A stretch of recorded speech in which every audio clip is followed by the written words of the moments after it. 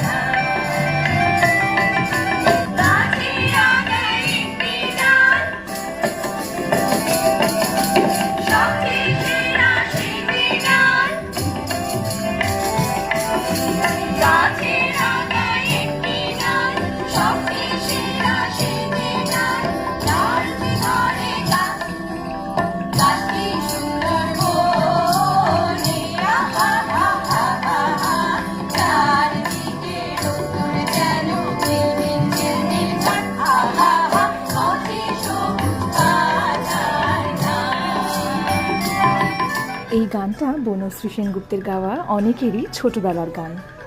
মা বলল আগে রেডিওতে এই গানটা খুব হতো, তবে আমিও প্রথমবার শুনলাম। সম্ভবত সুন্দরবন নিয়ে এই একটাই গান আছে। এত সুন্দর গানটা অথচ অনেকেই শোনেনি। গানটা আপনাদের কেমন লাগলো অবশ্যই জানাবেন। ভিডিওটা ভালো লাগলে অবশ্যই একটা লাইক করবেন, আর ভালো লাগলে কমেন্টও অবশ্যই করবেন, আর শেয়ার করতেও কিন্তু ভুলবেন না। দেখা হবে গল্পকথা নকশিকাথার পরের একটা ভিডিওতে।